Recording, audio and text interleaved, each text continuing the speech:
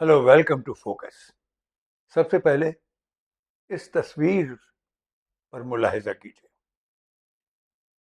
कौन है ये? क्या ये कोई एक्ट्रेस है? क्या ये तस्वीर एक फिल्म का पोस्टर है? जी नहीं, ये किसी फिल्म का पोस्टर नहीं है। और ये लड़की यहाँ भारत की है भी नहीं। ये लड़की ब्राजील की लड़की है, एक मॉडल है। मैं क्यों जिक्र कर रहा हूँ इसका? बहुत दिन से ये माना जा रहा था कि राहुल कभी भी उस हाइड्रोजन बॉम्ब को फोड़ देंगे जिसके बारे में उन्होंने 3 महीने पहले कहा था। कल यानी वेडनेसडे को राहुल गांधी ने वो हाइड्रोजन बम एक प्रेस कॉन्फ्रेंस में फोड़ दिया। I must tell you, I struggled to believe it. I was in shock. I simply could not believe what I saw. I told the team that, listen, cross check this, not from one source, cross check it multiple times, again and again and again and again. And what you're seeing today is the result of that process. What we are saying, and we are absolutely going to prove it to you 100% using data. ये vote चोरी का दूसरा episode था, बहुत ही संगीन episode. ये जो लड़की जिसकी फोटो आपने देखी, ये 22 पोलिंग बूथ्स में उसके जो डिटेल्स होते हैं वोटर्स के, उसमें इसकी तस्वीर लगी हुई थी। नाम कहीं सरस्वती, कहीं देवी, कहीं ममता, कहीं कुछ और, तरह तरह के नाम अलग अलग, तस्वीर वही। और 22 पोलिंग बूथ्स में इस लड़की की तस्वीर वाली जो महिला गई होगी, उसने जाकर की वोट डाले। हरियाणा की जनता से पूछना चाहता हूं कि ये कौन है 22 बार 10 बूथ में इसको वोट देने का मौका मिला। यही तो प्रूव करना था राहुल गांधी को कि सब कुछ मिलावट चल रही है, दिन दहाड़े धोखाधड़ी चल रही है। गलत तस्वीर, गलत नाम, और सारे जो अधिकारी लोग हैं आंखें मूंद के बैठे हुए हैं। राहुल ने खुलेआम उन पर चार्ज लगाया। राहुल की स्पीच का एक छोटा सा टुकड़ा देखिए। Is absolute crystal clear proof of what the BJP is doing. Thousands of voters, BJP voters, BJP leaders voting in Uttar Pradesh and voting in Haryana. Okay? Zoom in please to Mr. Dalchand. This is Mr. Dalchand, BJP Sarpanch, sitting there with Mr. Minister Lakshmi Narayan. That's his voter ID in UP. That's his voter ID in Haryana. Same man. His son. Go back to the other one, please. That's right. That's his son, Yashveer. He comes here as well in Haryana. He's sitting in UP, voting in UP for the BJP. He's voting in Haryana for the BJP. Note an interesting thing. This is not a mistake. How do we know? Because Pita ka naam is Pritam Singh over there. Suddenly Pita ka naam changes over here. It's become Balakrishnan. Balkishan. And then his son doesn't make the same mistake. His son transfers his father's name there. So they managed to twist it in the father's one, but the son's one, they made a mistake.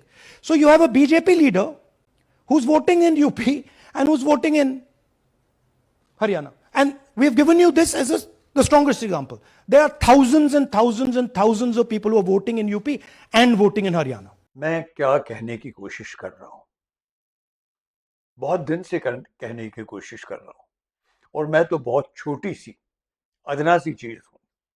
जाने कितने लोग ये कोशिश कर रहे हैं कि हमारी डेमोक्रेसी, हमारा प्रजातंत्र ऑलरेडी छीन लिया गया है हमसे। हमने बड़ी मेहनत करके जो आज़ादी ली थी, डेमोक्रेटिक वैल्यूज स्थापित की थी, वो सब छिन गई।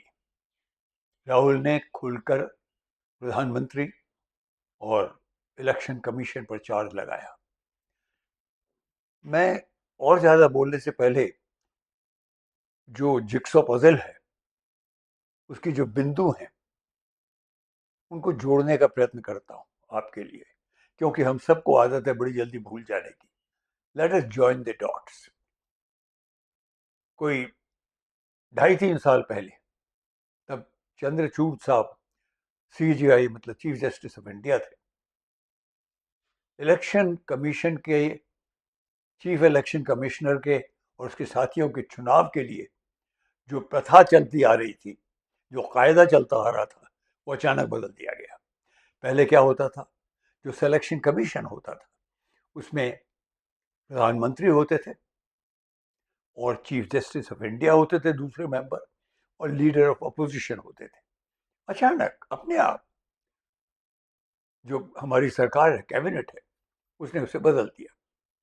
क्या कर दिया कि अब चीफ जस्टिस ऑफ इंडिया उसके सदस्य नहीं रहेंगे सिलेक्शन कमेटी के। एक प्रधानमंत्री होंगे, एक कोई और मंत्री होंगे कैबिनेट के, और एक लीडर ऑफ अपोजिशन होंगे। इसके लिए क्या बहुत बड़े ज्ञान की जरूरत है, विजन की जरूरत है, समझ की जरूरत है कि भाई दो लोग एक ही तरफ के होंगे, अगर एक ही गवर्नमेंट के होंगे और लीडर ऑफ अपोजिशन अकेला होगा दूसरी तरफ, तो वो क्या कर लेगा। CJI जो थे तब चंद्रचूड़, उनको इसका संज्ञान लेना चाहिए था और इसको एकदम रोक देना चाहिए था। नहीं किया गया क्योंकि सब मिला जुलापन चल रहा था। और जैसा कि शायद आप जानते हो कि अभी हाल ही में एक और फॉर्मर चीफ जस्टिस साहब ने भी ये आरोप लगाया है कि उनके ऊपर सरकार का दबाव आता था। एनीवे, वो चलता चला गया। और अब क्या हुआ, ये इलेक्शन कमीशन आया जिसमें मेन जो है वो ज्ञानेंद्र जी हैं, जिन पर पहले भी चार्ज लगाया जा चुका है। खुले आम धांधली, एक फॉरेन महिला की तस्वीर डिफरेंट नामों से, इंडियन नामों से 22 पोलिंग बूथ्स में, ऐसे बहुत सी चीजें राहुल ने प्रेजेंट की और नामों की भी की, पर वो सब इंडियन ही थे। एक महिला कम से कम 10-15 कई बार दिखाया उन्होंने। पूरी वोट चोरी और भी संगीन वोट चोरी जो पिछले बार बताई थी उससे कहीं ज्यादा संगीन। इस महिला ने भी एक छोटा सा अपना इंटरव्यू दिया है, क्योंकि इसको जब राहुल ने इस चीज का पर्दाफाश किया तो धनाधन इसको फोन जाने लगे और ये बड़ी न्यूज हो गई। और इसने कंफर्म किया कि ये जो तस्वीर थी जो लगी हुई है, ये इसकी बहुत पुरानी तस्वीर है जिस पे कोई कॉपीराइट नहीं है। इसे आसानी से वो तस्वीर डाल दी गई। नई वाली होती तो because she is a model तो एकदम ऑब्जेक्शन उठता। बहुत होशियारी के साथ पूरी चीज की गई। इंगित क्या करता है ये, इंगित करता है बहुत खतरनाक स्थिति। आज से बिहार इलेक्शन के पहला चरण शुरू हो गया, अब खत्म हो गई होगी वोटिंग, और मुझे पूरा यकीन है, ऐसा मुझे लगता है कि हम वही होगा जो शक करते हैं जिस पर, क्या कि इतने डिटरमिन्ड हैं जो अधिकारी लोग हैं इलेक्शन कमीशन के, सरकार के उकसाए जाने पर, जो उनके मन में आना है वो करेंगे जरूर। क्यों करेंगे, इसकी भी एक वजह है, क्योंकि जिस तरह से भी आप देखिए वो दोनों तरह से मुसीबत में है। मान लीजिए इलेक्शन फेयरली हो जाता है और जो सरकार पक्ष है वो हार जाता है, विपक्ष की सरकार बनती है, तो भी उन्हें नहीं बख्शा जाएगा, क्योंकि उसका असर जो हमारी यूनियन गवर्नमेंट उस पर भी पड़ना ही पड़ना है। वहां भी बदलाव फिर आएगा ही आएगा। और फिर ये जो दिन दहाड़े एक तरह की चोरी खुल के हो रही है उस पर अंकुश लगेगा, और जो इसके गुनाहगार हैं उनके खिलाफ कदम लिए जाएंगे, जिनमें डेफिनेटली इलेक्शन कमीशन के लोग हैं, जिसमें सरकार के लोग हैं। तो इस तरह करें चाहे वैसे करें, उनके लिए शायद यही बेटर है कि जो चल रहा है वो चल रहे हैं, तो फिर देखा जाएगा। हो सकता है जो प्रेजेंट गवर्नमेंट है, मौजूदा सरकार, यूनियन में भी, दिल्ली में भी और बिहार में भी, वो हमें शायद बचा ले। इसलिए मुझे बहुत बड़ा शक है, आशंका है कि बिहार का चुनाव ऑलरेडी समझ लिया गया है और हमसे वो वर्डिक्ट, जनता से डेमोक्रेसी का जो अधिकार है, वो मुझे लगता है छिन जाने वाला है। क्या कीजिएगा फिर? क्या करेंगे आप? क्या करूंगा मैं? कुछ नहीं कर सकते हम, क्योंकि हम हर बार एक चुप्पी साध लेते हैं। हमको लगता है तूफान अपने आप निकल जाएगा। ये तूफान नहीं निकलेगा।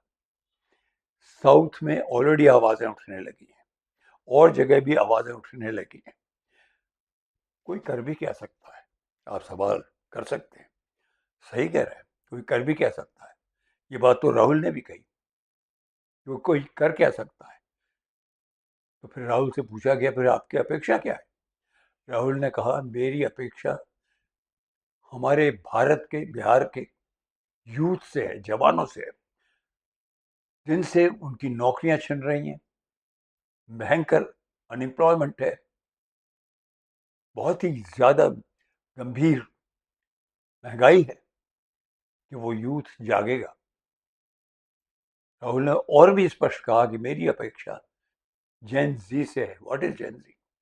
जेन जी वो यंग नए वोटर्स हैं, जो बहुत ही यंग हैं, जो अभी अभी 18 क्रॉस किए हैं।